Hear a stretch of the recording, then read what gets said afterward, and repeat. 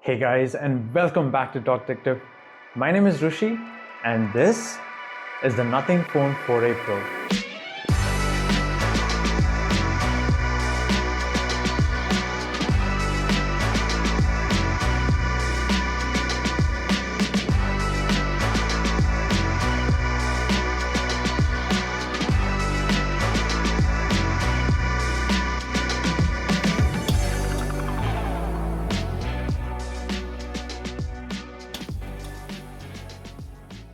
Okay, the first thing you get when you purchase the phone is this beautiful box itself. And once you hop into the box, you get a nice little pull tab and then shows this little welcome to nothing message. You know, it's been there for a while now, but it's still a nice touch that they have it.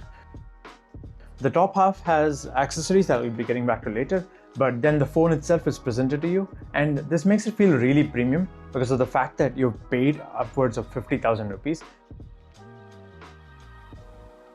I'm glad that they include a case, but this is only gonna get you so far. And it gets yellow pretty easily, and this has only been like the past month of my usage. Along with the case and the accessories box, you also have the charging cable, which is a pretty standard inclusion from Nothing. Overall, it's a pretty solid unboxing experience, and you get nothing short of what you expect when you're paying so much. The most striking part about this is the back design, which is also the reason why you probably are getting the Nothing Phone 4A Pro. So let's get to that real quick. It is following the aesthetic that the modern flagships are following, like the iPhone 17 Pro last year, where you get to see this like plateau design with the split aesthetic that's going on. The rest of the phone is pretty minimal, and you get this satisfying metal unibody structure, which has these plastic bands on the sides, which basically split the metal into different antennas. It also has these nice feeling metal buttons and the shiny essential key on the side, which I don't really understand why it went there in the first place. I mean, I get it. There's missteps from the power button, but I'd much rather have had it there and let the user figure it out eventually than to do this, because this is so much more harder to reach and actually use as compared to just taking a screenshot at this point. Aside from the nitpick, it has a little plastic band that goes all the way around the display. So this acts like a buffer so that if in case you drop your phone, you have a little bit of an edge case protection. One more gripe about this is the fact that the camera element or the plateau is plastic. The camera lenses themselves are glass with this little metal finish around it, but because this plateau is plastic, if you're going to use your phone caseless, and especially if you rest it down on tables, it will scratch. So I would recommend using a case which covers the plateau as well if you can. Otherwise, if you really just want to go caseless, it's completely fine. It's still a rugged phone. Obviously, it's metal and it's aerospace grade aluminum. So you get the mileage that you pay for. One major difference that you can notice with this from the Phone 3, you can see that there's a little like knob kind of thing over here, which is similar to the Glyph button on the Phone 3. But the only issue is that it's not a button. It's actually just there and you can't do anything with it. So it's cool, I guess. I mean, I don't know. Maybe if it was just not there, it'd look odd. So since I was talking about the display earlier, let's get right into it. It is a 6.83-inch display, so it's pretty massive when you hold it in your hand. It is very vibrant. It has a 10-bit display basically, so it has around 1 billion colors that it can reproduce.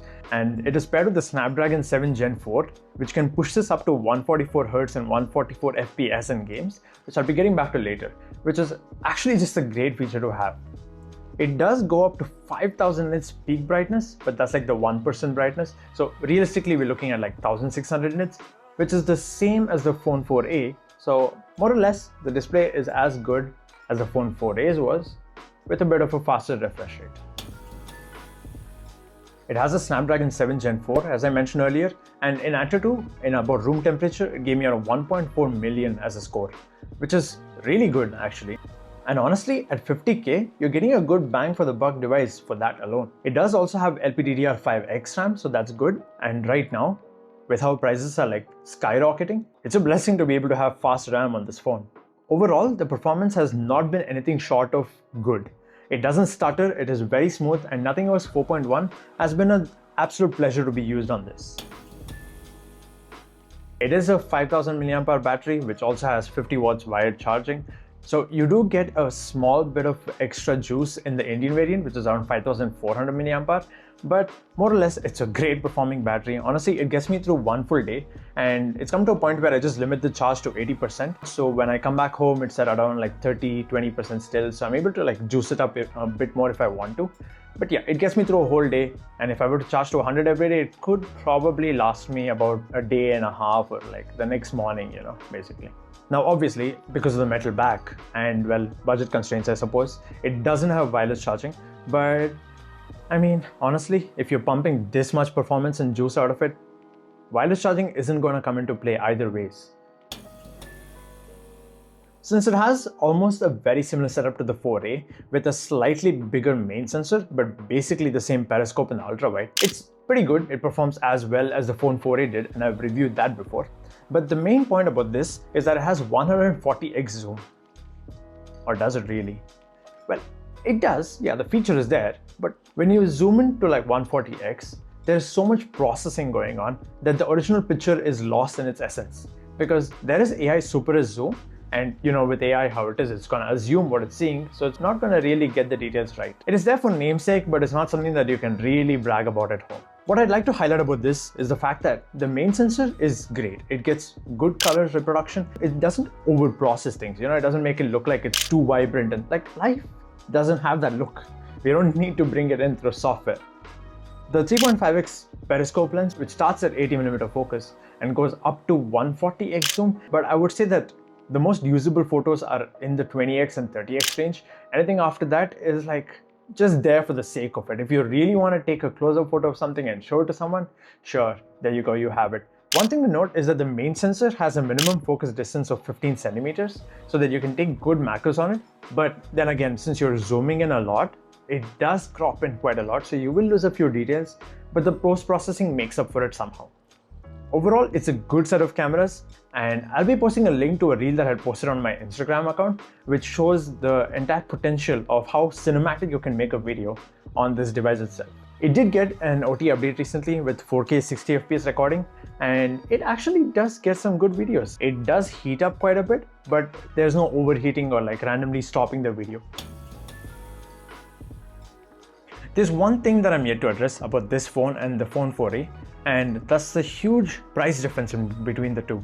Obviously, it has aerospace grade aluminum on the back, which is pretty nice, but also the camera plateau with this tucked away little niche feature, which is the Glyph Matrix. Now you might be like, oh Rushi, come on. Why don't they just put a color display on the back, an AMOLED display, and make it a touch display, call it a day. But that's the whole point. It's to avoid doing that. Of course, you could go get a lava phone if you wanted an AMOLED display on the back, and they do a pretty good job with it. But the main point is to not have something distracting on the back. In fact, if you were to have a display on the back, why not just keep the phone facing up? And if you were to keep the phone facing up, why have a display on the back? Imagine you get a text from your loved one. Put up a little heart. It has its own niche scenarios where it comes handy and actually communicates quite well what is required for the user. That's the main point of a Glyph Matrix. It is not to be a display, it's not to be like an interactive part that gets you directly to the phone. It's to keep you connected with the phone, but also keep you connected with the rest of the world at the same time.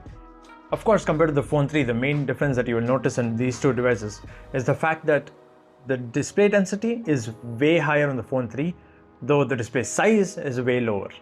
This means that the phone 3 is able to express a lot more, is able to show a lot more unique things, but the phone 4A Pro is more noticeable from farther distances. Of course, if you want to maximize the utility of this, you have to download apps like the Glyph Museum by Pauma, which is completely free, and the Glyph Toy Box by Abhishek that I'll be linking down in the description below. Using these apps, you can really get what the Glyph Matrix has to offer. Especially the Glyph Museum that I mentioned, you can draw stuff onto the display itself and keep it like an always-on display, which is a nice touch to have.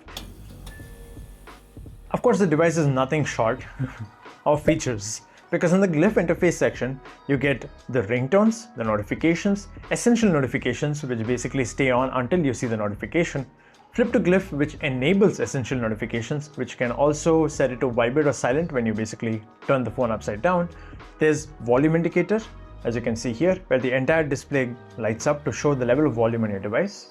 There's a Glyph timer, which has a cute little sand clock that shows up. And basically when you put the phone face down, it does a little counting animation. There's also the Glyph progress bar, which has Uber, Zomato, calendar, and maps. There's bedtime schedule, which is good to have because you don't want to be blinded or flash in the middle of the night. Speaking of another premium experience on this device, the haptics. They're well-rounded, they're firm, they're a little clunky that you can still hear them when you're typing, but overall, it's a very seamless experience. Of course, the Phone 3 has much better haptics. It has a slight rumble when you're using the volume slider as well, but this, for its price, they've done a good job with the haptics. Okay, so a quick little recap before we end this video. The display is slightly better than the 4A.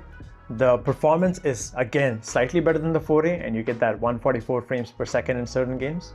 The battery is the same, the Nothing OS experience is the same, the Essential Space experience is the same. The cameras are ever so slightly better, especially with the 4K 60 FPS recording. But overall, the Phone 4a Pro feels like this premium all-rounder. You know, if you're looking at the market right now and you have 50,000 rupees to spare on a phone and you want a good phone, it's a no-brainer. Coming from the likes of having used an Oppo Find X9 Pro, I would say that it was actually not a problem to just jump back into this and use this as my daily driver for the past month. If you want to know more about the Nothing OS experience, the Essential Apps, Essential Suite experience, kindly do check out my Phone 4a review because I've done a full in-depth explanation about all of that, including demonstrating different things about that as well in the whole video. I didn't dive into it here because it is essentially the same experience and it would be like I'm repeating myself, but I'm glad that you stuck by for this long and I'm glad that you watched this video. And if it did help you make a decision for a purchase or anything like that, or maybe just enjoyed watching the video, do hit the subscribe button and maybe like the video, drop a comment, you can give me feedback. You know, there was a lot of people talking about lighting last time and I've tried to fix it up, and I really am grateful for all the support that you guys have given me in the previous videos. I love that I'm able to grow this with you guys, and I really wish I can continue doing this for pretty much however long I get to be doing this in my life. Thank you guys, and yeah, I'll see you in the next video. Peace.